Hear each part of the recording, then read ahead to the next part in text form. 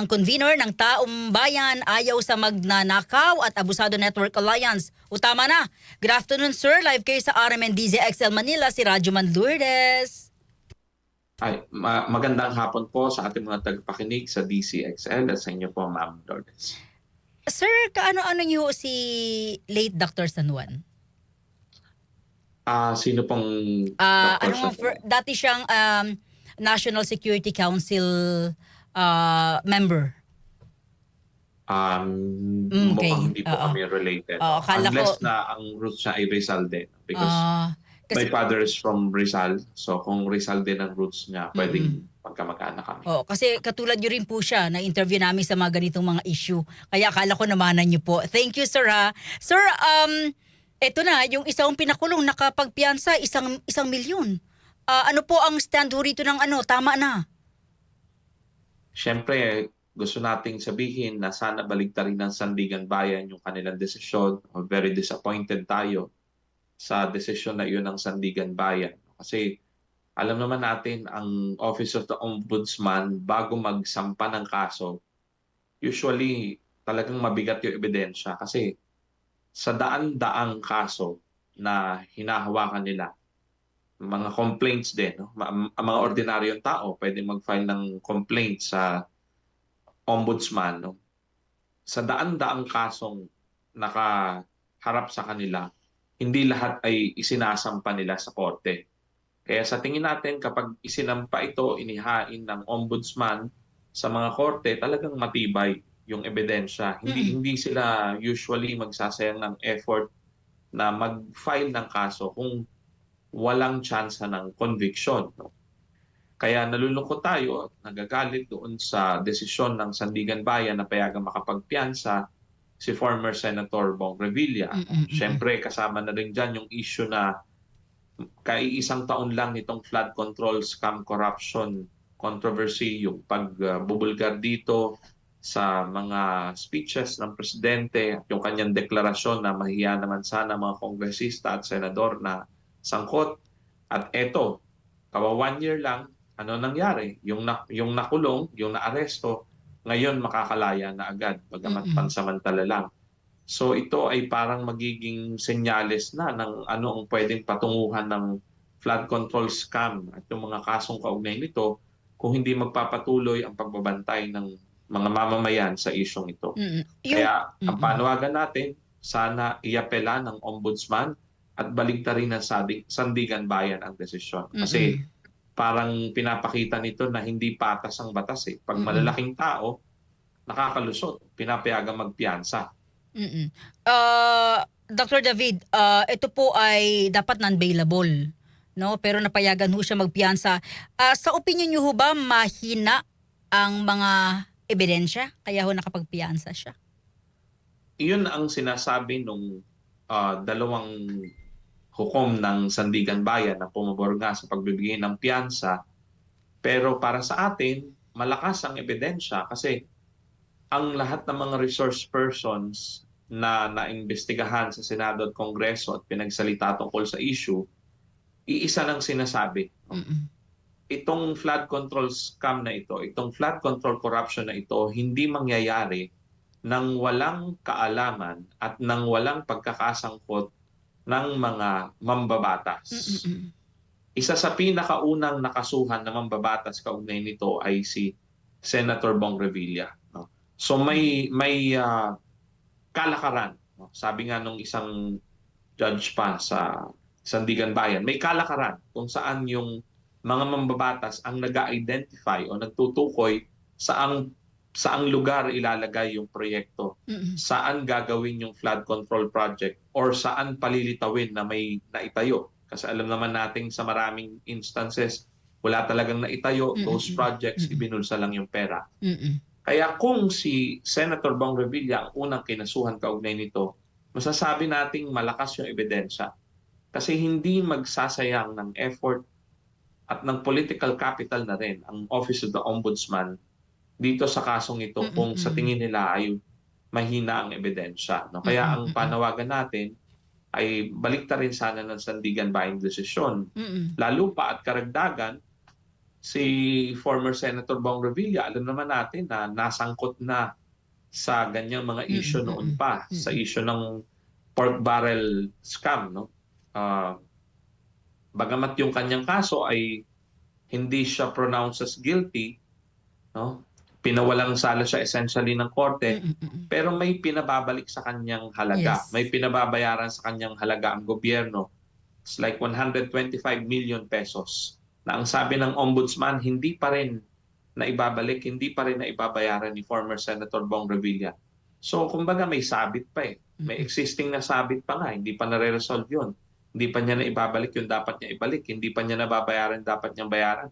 Ngayon may panibagong kaso tapos pakakawalan lang ng ganyan. Mm. Iyon ay sa tingin natin ay karagdagang dahilan para hindi siya palayain at hindi siya payagan na mag-bail. Kasi Mm. napakarami ho nating kababayan ang Tama. may mga non-bailable cases din, no, na hindi naman pinapayagang mag-bail, no. Very Mm. extraordinary itong sitwasyon na 'to at masisilip nating lahat yung dahilan. Sa Mm. ordinaryong sa mata ng ordinaryong Pilipino, malinaw ang naging dahilan kung bakit ito nakalaya, eh. Ano man Mm. ang Mm. sabihin ng korte, magmumukha ito na special treatment, eh, no. Oo. So Oo. hindi maganda yung nangyari. Sa tingin niyo ho ba may something sa pagpayag na siya po'y makapagpiyansa? Yun ang delikado, no? Siyempre, hindi man natin alam kung ano talaga Mm. nangyari behind the scenes. Mm. Pero sa tingin natin, ito talaga ay nagiging parang sitwasyon ng pagiging special ng treatment ng ilang mga korte sa mga opisyal, no, na nasampahan ng kaso. Mm. In contrast with the usual treatment sa mga ordinaryong Pilipino. Mm. 'Di ba nga mayroong public school principal na 5,000 pesos or 10,000 pesos lang yung Mm. Mm. ninakaw sa kaban ng bayan pero nakulong ng napakaraming taon, no? And then Mm. we have a politician na inaakusahan ng malversation, non-bailable yung mga kaso niya, pero ito pinag-bail, no? Mm. Mm. Milyon-milyong piso yung involved dito. Mm. So sa tingin Mm. natin hindi dapat basta na lang na palayain at Mm. payagang mag-bail. Mm. So yun Oh, ang panawagan natin diyan. sir, meron po ba kayong takot, no, na baka maging president ito? Kung siya'y pinayagan, baka ho payagan na rin yung iba pa. Yan ang mas masaklap, no? Baka eventually yan din ang gamitin ng iba pang mga akusado, mga low-level Mm. DPWH officials, mga contractors, and then eventually may mga makakasuhan ding mambabatas, di ba?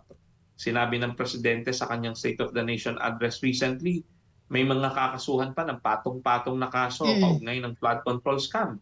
So totoo yan. Iyan ang takot rin natin, no? Nating lahat na itong nangyari kay Senator Bong Revilla, yan rin ang gagamiting palusot nung iba pa para maghain din sila ng kaso, nahihiling din sila ng bail at sasabihin nila na kung si Senator Bong Revilla ay Pinayagan. pinayagan nyo magpiyansa, dapat kami payagan nyo rin magpiyansa dahil konektado naman Mm. itong aming mga kaso. Mm. Kaya iyan din ang dapat pag-isipang mabuti ng Sandigan Bayan. Yung Mm. magiging epekto nito sa mga susunod pang ifa-file na kaso ng ombudsman na related din sa flood control, no? Alam Mm. natin napakarami pa niyan kasi halos 300 Tama. billion pesos sa minimum na pagtataya o estimate yung posibleng dinambong o Mm. ninakaw ng mga flood control contractors at ng mga corrupt na dinastiya Mm. kaugnay nito. So Mm. napakaraming involved diyan. Si Ombudsman Boying Remulla mismo nagsabi, Mm. Mm. maraming kongresista ang under investigation pa rin. Mm. So nakakatakot ito na baka Mm. yung mga kaso sa susunod mabaliwala lang. Oo, kayo po as a convener, no, at inyong mga kasamahan, ano po yung inyong mga susunod na hakbang at plano? Dahil tama ho kayo, pwedeng gamitin yung decision sa kanya ng iba pa mga kasamahan niya because same lang naman ang ugat ng kaso, yung flood control. Sa ngayon, ang focus namin ay ituloy yung pagpapaliwanag sa isyong ito sa mga kapwa natin mamamayan para mas marami ang mga lampag sa Sandigan Bayan na gawin yung kanilang tungkulin at huwag baliktarin at sana ay baliktarin yung kanilang desisyon. Huwag payagan ang pagbe-bail o ang pagpapiyansa ni former Senator Bong Revilla at iba pang mga akusado kaugnay ng flood control scam. Gayun din sisikapin natin makipag-ugnayan sa tanggapan ng ombudsman para ipahayag sa kanila yung ating panawagan na iapela yung ah, desisyon ng Sandigan Bayan dito Mm-mm. sa bill petition ni Senator Bong Revilla. Siyempre, kasama na rin dyan ang panawagan natin sa Office of the Mm-mm. Ombudsman Mm-mm. na tiyakin na yung mga ipa-file na kaso ay mas Tama. matibay para hindi na mangyari ulit na may mapapayagan na namang mag-bail o magpiyansa Mm-mm. kaugnay ng flood control scam. Mm-mm. So sa mga kababayan natin, tuloy-tuloy lang. Huwag tayong bibitaw. Bantayan natin ito at patuloy tayo magkaroon ng interes sa issue. Mm-mm. Mag-post tayo online. Kausapin natin ang ating mga kakilala tungkol sa issue. Paliwanagan natin. Kung makakaya natin ay mag-lobby tayo sa iba't ibang ahensya para mapabilis ang aksyon Mm-mm. kaugnay ng flood control Mm-mm. scam. Sir, ito marami sa ating kababayan na pagod na, no? Ang tagal-tagal na nito nung nakaraang SONA pa ito. Tapos ngayon sa bagong SONA, ang tinarget na po yung kanyang pinsan.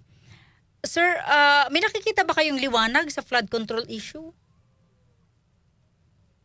Sa tingin ko meron pa rin naman tayo nakikita liwanag kasi hindi naman natatapos ang laban kahit na sabihin na nating maaaring nananamla yung mayorya or parang ngayon ang focus ng iba ay yung impeachment Yes. na malaking issue rin. Mm, mm, mm, mm, Kasi mm. confidential funds ang pinag-uusapan, milyong-milyong piso rin Mm, mm, yun. mm, Kaya mm. mahalaga rin na pag-usapan yon. Sabay-sabay nangyayari. Krisis pa ngayon, Mm, mababa ang sweldo, mataas ang tax. So ang dami-dami natin kailangang haraping issue. Pero alam natin konektado ito sa issue natin, di ba? Kasi bawat sentimong ninanakaw ng mga politiko, sentimong nawawala sa ating mga social services, sa mm, edukasyon, kalusugan, transportasyon, pabahay at iba pa. mm. Kaya dapat huwag tayong mawala ng pag-asa. At sa tingin ko, the fact na umabot ng 1 taon na pinag-uusapan pa rin natin ito, masasabing munting tagumpay na rin ito. Hindi nila nagawang ibaon na lang sa limot yung issue. Hanggang ngayon, pinag-uusapan natin, Mm, di ba? mm, mm, mm. At may nagagalit pa rin sa nangyayari. Maaring naging dormant lang yung issue kasi ah, hindi masyadong malala ang baha this year. Wala pang masyadong malakas na bagyo. Mm, mm, Pero alam mm. natin, oras na bumaha ulit, mas maaalala naman na ng mga kababayan natin itong Totoo. nangyaring pagnanakaw sa Mm, flood control funds. No? Kaya mm. tuloy-tuloy lang mga kababayan, huwag tayong susuko. Yung panawagan ng Malacanang na kasuhan na rin ang kanyang pinsan, Mm, kasama yan sa maituturing natin na senyales na may pag-asa, di ba? Kasi dati wala yan. Dati wala silang nakakasuhan na malalaking isda, ika nga. mm, Pero ngayon, mm. kahit pinsan ng Pangulo, sabi niya, pakakasuhan niya ng patong-patong. Oo, So, may development kahit paano. pero sir Pero walang nakukulangan tayo. pero sir tama, naukulangan po kayo. Wala pong binanggit kung kailan. Baka Yes. ho sa January 2028. Oh. Yan ang kaya nga kailangan nating bantayan at yun din ang panawagan natin sa lahat, huwag kakalimutan ng issue, tuloy-tuloy na mga lampag. Sa mga makakasama sa kilos protesta, mas magandang sumama tayo. Sa mga hindi makakasama, mag-post tayo online, kausapin natin mga kakilala natin, tuloy-tuloy natin pag-usapan ang issue Mm, mm, mm. hanggang sa dumating yung punto na talagang overwhelming majority ng mga Pilipino Mm. nagsasabi na kailangang mapanagot ang lahat, lalo na yung mga nasa tuktok. Oo, sir, ang baka raw ho kasi wala nang makasuhan. Kasi yung kinaramihan daw po sa nasa likod ng flood control, ginawang testigo. Sa tingin natin, sa dami ng involved o sangkot, hindi mauubusan ng kakasuhan. Pero okay lang sa inyo, sir, yung mayroon pong malaki rin na kinalaman sa flood control, ginawa na ho na mga testigo. Ngayon, ito siyempre ay pagpapasya ng ombudsman at ng mga Mm. ahensya. Desisyon nila yan. Sa tingin naman natin, kung ito ay makakatulong para eventually yung mga masterminds ay mas madikdik, Mm, mm, mas makakasuhan, mas matukoy natin kung sino ang masterminds, mm, pwede naman. mm, Yun yung magiging presyo. Pero sana tiyakin nila na pag ganyan yung nangyari, ay mapapanagot talaga yung masterminds. Mm, Hindi mm, pa pwedeng lahat ay naging witness tapos walang idedeklara na kriminal maliban Oo. sa mga low-level na opisyal. Oo. No? So hindi tayo papayag na magkaroon ng whitewash o cover-up at hindi na malaman kung sino ang Mm, mastermind. mm, Malamang natatawid ito hanggang sa susunod na administrasyon. mm, No? mm. Sa 2028 for sure, sa election year na yan, magiging election issue ito kaya hindi Mm, mamamatay ang issue ito. mm. At magiging issue rin yan kasi yung mga akusado, yung mga talagang pinangalan ng Mm, pangalan mm, na mm. sangkot sa korupsyon, siguradong magiging issue yan na Mm. hindi sila dapat manalo at dapat mabulgar sa taong bayan ang Mm. kanilang masamang record. Oo. Kaya tuloy-tuloy tayo magbabantay. Sir, last question ko po, no? Umaasa kayo at naniniwala kayo makakasuhan si Representative Romualdez and second na maibabalik pa sa bansa si Ginoong o former representative ko? Kung mananatiling malakas ang panawagan ng taong bayan sa pagpapanagot, sa tingin ko ay walang imposible. No? Kasi lahat ng yan, yung mga moves ng gobyerno, Mm. kung tutuusin, lahat ng yan ay epekto rin ng tuloy-tuloy nating pangalampag at pagpapakita na may pakialam tayo sa issue. Kaya kung tuloy-tuloy natin ipapakita na interesado tayo sa mangyayari at talagang demand o panawagan natin na mapanagot ang lahat ng sangkot, magtutuloy-tuloy ito. Mm. Yung mga nasa ibang bansa, maaaresto yan. Yung mga nandito sa Pilipinas na dapat kasuhan, makakasuhan lahat yan. Oo. Sa atin, depende yan mga kababayan. Oo. Pero sir, 'di ba, yung iba na aresto, nakulong, kumandidato nanalo. Kaya nga sa eleksyon ay isa yan sa kailangan nating trabahuhin lahat. Although hindi naman natin sasabing malayo pang 2028, pero Kahanda marami na pang yan. mangyayari before Mm. 2028. Paalala rin sa atin yan. Sir, maraming salamat at congratulations sa inyong mga ganitong move, no? At mabuhay po kayo at kami po lagi may ikipag-ugnayan sa inyo. Thank you, sir. Mabuhay po kayo. Salamat at magandang hapon. DCXL. Thank you. Maraming